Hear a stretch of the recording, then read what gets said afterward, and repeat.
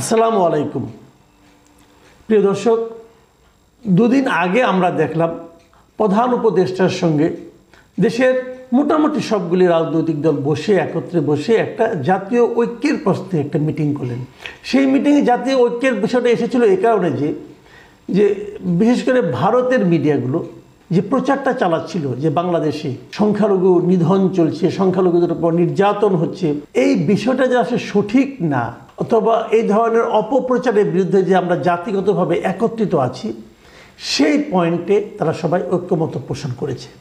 এই ঘটনার দুদিন পর আজকে আরেকটা ঘটনা ঘটেছে। সেই ঘটনাটা হলো, আজকে ঢাকায় বিএনপির একজন কেন্দ্রীয় নেতা এবং কুমিল্লায় জামায়াতে ইসলামের কেন্দ্রীয় নেতা, তারা দুজনে দুই জায়গায় মিটিং করেছেন, কিন্তু দুই জায়গায় একটা পয়েন্টে আমি দুজনের মধ্যে একটা ঐক্যের সুর দেখতে পাচ্ছি। সেটা হলো নির্বাচন দ্রুত দিতে হবে। বিএনপির কেন্দ্রীয় নেতা ডক্টর খন্দকার মোশাররফ হোসেন উনি বলেছেন যে যত দ্রুত সম্ভব নির্বাচনের দিকে যেতে হবে। এখানে ওনার একটা প্রোগ্রাম ছিল আজকে জাতীয় প্রেস ক্লাবের, সেটা হলো 90 যে ডাকসু নির্বাচন হয়েছিল, আমানুল্লাহ আমান যেটাতে নির্বাচিত হয়েছিলেন, সেই নির্বাচনের এবং সর্বদলীয় ছাত্র ঐক্য ওই সময় একটা ছিল, তাদের উদ্যোগে একটা আলোচনা সভা হয়, পুরোনোদের আলোচনা। সেই আলোচনা সভায় উনি ছিলেন এবং উনি ওখানে যে কথাগুলি বলেছেন, আমি ওনার কথাগুলো বরং আপনাদের একটু পড়েই শোনাই, তাহলে আপনি বুঝতে পারবেন টোনটা কী। উনি বলেছেন সরকার যে সংস্কারগুলো করতে চাচ্ছে সেগুলো শেষ করে দ্রুত নির্বাচনের দিকে যেতে হবে। জনগণ ঠিক করবে আগামীর বাংলাদেশ কেমন হবে। কথাটা খেয়াল করুন, খুব গুরুত্বপূর্ণ কথা। কিন্তু এক নম্বর হলো, যে সংস্কারগুলো এই সরকার করার জন্য উদ্যোগ নিয়েছে, হাতে নিয়েছে, সেগুলো শেষ করতে হবে এবং একটু তাড়াতাড়ি শেষ করতে বলেছেন, উনি তাগিদ দিয়েছেন। এবং তারপর বলছেন যে আগামীর বাংলাদেশ কেমন হবে সেটা কে ঠিক করবে? জনগণ ঠিক করবে। আগামী বাংলাদেশ হওয়া না হওয়া কিসের উপর নির্ভর করছে? সেটা কি সংস্কার কর্মকাণ্ডের উপর নির্ভর করছে? হ্যাঁ, সংস্কারটা কেন? দেশটা আগামীতে কীভাবে চলবে, দেশটা আগামীতে কেমন হবে, আগামীতে আবার স্বৈরাচার আসবে নাকি আসবে না, এই যে বিষয়গুলো, এগুলো নির্ধারণের দায়িত্ব ডক্টর খন্দকার মোশাররফ দিতে চান জনগণের উপর, অন্তর্বর্তী সরকারের উপর নয়, জনগণের উপর। এই বিষয়টা কিন্তু আমি মনে করি গুরুত্বপূর্ণ, কারণ উনি যে কথাটা বলেছেন যে যারা সরকারে আসবে, ওনার বক্তব্যটা কি, যারা সরকারে আসবে তারা তো জনগণের ভোটে আসবে। যদি জনগণের ভোটে একটা সরকার হয়, সেই সরকার যেটা করবে সেটাই জনগণের কথা হবে। উনি কিন্তু আলটিমেটলি ওদিকে যাচ্ছেন।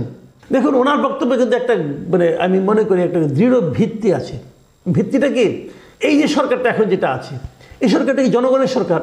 আপনি বলবেন যে বিপ্লবের সরকার। হ্যাঁ, আমিও বলি বিপ্লবের সরকার। বিপ্লব কারা করেছে? ছাত্র জনতারা মিলে করেছে। হ্যাঁ, করেছে। ডক্টর ইউনূস কি বলেছেন? ওনাকে কে নিয়োগ দিয়েছেন? ছাত্ররা নিয়োগ দিয়েছেন। তাহলে জনগণ কই? এখন আপনি বলবেন যে ছাত্ররাও তো জনতা। হ্যাঁ, তাও মানলাম, ছাত্ররাও জনতা, কোনো সমস্যা নাই। কিন্তু একটা কথা ভাবুন তো, যে আন্দোলন যেটা হয়েছিল জুলাই আগস্টে, সেই আন্দোলনটা বেসিক্যালি কোথায় হয়েছিল? শহরে না গ্রামে? শহরে। কিন্তু আপনি গ্রামে আন্দোলনে একটা ঘটনাও দেখাতে পারবেন না। তাহলে গ্রামের যারা জনগণ, তাদের কি কোনো সে নাই? এখন যারা শেখ হাসিনাকে তাড়িয়েছেন বলে দাবি করছেন, তারাই কি সব কিছু নির্ধারণ করবেন যে গ্রামের লোক কীভাবে চলবে? তা তো হবে না। ধরা যাক একজন কৃষক, তার স্ত্রী কৃষাণী ধরলাম আমরা, তাদের সন্তান ইউনিভার্সিটিতে পড়ে, তার সন্তান এই আন্দোলনে ছিলেন, তার পিতা সন্তানকে এক ধরনের সাপোর্ট দিয়েছেন, মা তিনিও সাপোর্ট দিয়েছেন। কীভাবে দিয়েছেন? তিনি হয়তো জায়নামাজে বসে নামাজ পড়ে ছেলের জন্য দোয়া করেছেন। এগুলো সবই আমি মানি। কিন্তু ভোট কি তিনজন একই জায়গায় দেবে? আপনি নিশ্চিত? তাতে নিশ্চিত না। ছেলে ভোট দিবে তার জ্ঞান দিয়ে বিচার করবে কাকে ভোট দেওয়া যায়। বাবা ভোট দেবে তার অভিজ্ঞতা দিয়ে, সে দেখেছে এখানে কাকে ভোট দিলে ভালো হয়, কে ভালো করেছে, কে আগে খারাপ করেছে, সে অনেকদিন ধরে ভোট দেয়, উনি জানেন। মা ভোট দিবেন আবেগ দিয়ে। জ্ঞান যদি গুরুত্বপূর্ণ হয়, তাহলে অভিজ্ঞতা এবং আবেগ কি গুরুত্বহীন? তা তো আপনি বলতে পারবেন না। সবগুলো মিলিয়েই তো দেশ। কাজেই তাদেরকেও সিদ্ধান্ত নেওয়ার ক্ষমতা দিতে হবে। আমি মনে করি ডক্টর মোশাররফ হোসেন কিন্তু ওই কথাটাই বলার চেষ্টা করেছেন যে সারা দেশের মানুষ যাদেরকে দায়িত্ব দিবে যে দেশের চেহারাটা আগামীতে কেমন হবে, সেভাবেই দেশ চলতে হবে। উনি এই কথাটাই কিন্তু বলেছেন। আমি মনে করি এই কথাটা কিন্তু গুরুত্বপূর্ণ। উনি আরেকটা কথা বলেছেন যে জনগণকে হেয় করার কোনো সুযোগ নেই, জনগণ ঠিক করবে তাদের সরকার কে হবে। সরকারকে রক্ষা করতে পারে, সরকারকে বিদায় করতে পারে। এটা এদেশের মানুষ প্রমাণ করেছে। এখানেও সাধারণ মানুষের যে শক্তি, সেটারই কথা উনি বলেছেন, বন্দনা উনি করেছেন। এবার আমরা বরং দেখি জামাতে ইসলাম কি বলেছে। জামায়াতে ইসলাম আজ শুক্রবার কুমিল্লা নগরের টাউন হল মাঠে একটা কর্মী সম্মেলন ছিল তাদের। সেই কর্মী সম্মেলনে তারা বক্তব্য দিয়েছেন জামাত নেতারা। সেখানে জামাতের আমির ডাক্তার শফিকুর রহমানও ছিলেন। এবং শফিকুর রহমান কিন্তু অন্তর্বর্তীকালীন সরকারের কাছে দুটো দাবি করেছেন। এক নম্বর দাবি করেছেন যে, ওনার কথায় বলি, ওনার ভাষায় বলি, যে আমি অন্তর্বর্তী সরকারকে বলতে চাই আপনাদের সংস্কার কাজে গতি বাড়াতে হবে। এক নম্বর, তার মানে যেভাবে সংস্কার চলছে এই সংস্কার কাজের গতিটাকে উনি প্রত্যাশিত মনে করছেন না। উনি মনে করছেন যে আরও একটু দ্রুত বেগে সংস্কারগুলো করতে হবে। এই সমস্ত সংস্কার কমিশন করেছেন, এগুলোকে উনি আরও দ্রুত কাজটাকে শেষ করতে বলেছেন। ওনার দ্বিতীয় বক্তব্যটা কি? এই বক্তব্যটা হলো সবচেয়ে গুরুত্বপূর্ণ। উনি বলেছেন, আমরা আপনাদের চাপ দিচ্ছি না, কিন্তু সংস্কারের নামে যেন কালক্ষেপণ না হয় সেদিকেও আপনাদের লক্ষ্য রাখতে হবে। অর্থ হচ্ছে যে আমি যে আপনাকে সংস্কার গতিবেগ বাড়াতে বলছি, এটাকে আপনি চাপ মনে করেন না, কিন্তু এই নামে, সংস্কারের নামে যেন কালক্ষেপণ না হয়, সময় নষ্ট করা না হয়, এদিকেও আপনাদের লক্ষ্য রাখতে বলা হচ্ছে। কেন বললেন উনি? তার মানে উনি কি ভাবছেন যে কোনো ক্ষেত্রে কালক্ষেপণ হচ্ছে?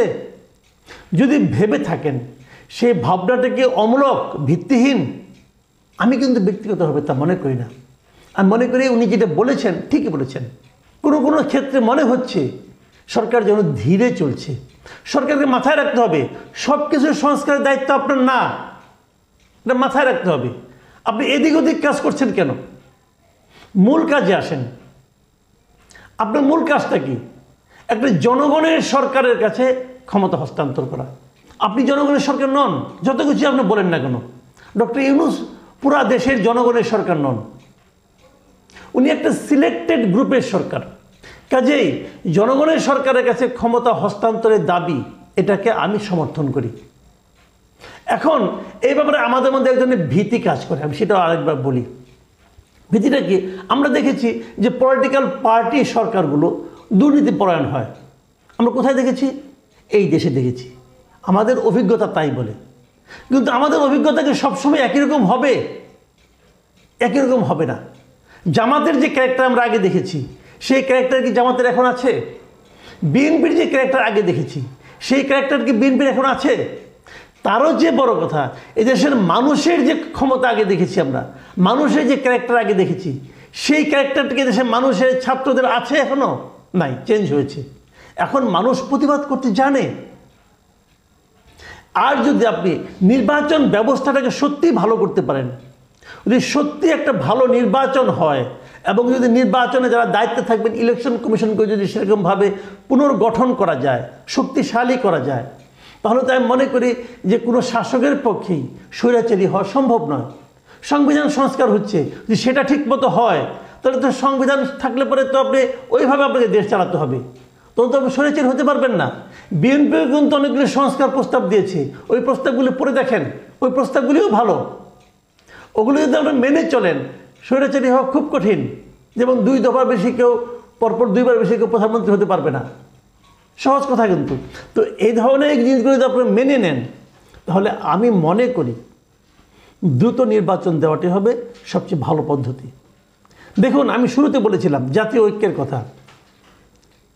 দেশ নির্বাচিত হলে আপনি কীভাবে পরিচালনা করবেন, এটা নিয়ে দলে দলে এক এক দলের এক এক রকম দৃষ্টিভঙ্গি থাকতে পারে, কিন্তু নির্বাচন হতে হবে, এটা নিয়ে কিন্তু ঐক্যের কোনো সমস্যা নাই। এটা কিন্তু সবারই চাহিদা, নির্বাচন হতে হবে। আপনি যদি বলেন যে না, এই অনির্বাচিত সরকারে অনেক কিছু করে দিবে, অনির্বাচিত সরকারের সব কিছু পছন্দ, অনির্বাচিত সরকার কি জিনিসের দ্রব্যমূল্য কমাতে পারছে? অনির্বাচিত সরকার কি চাঁদাবাজি কমাতে পারছে? সেগুলোও দেখতে হবে। প্রিয় দর্শক, এসবই প্রশ্ন থাকলো, আপনারাও চিন্তা করেন, আমরাও চিন্তা করি। ভালো থাকবেন আপনারা, আবার কথা হবে। আল্লাহ হাফিজ।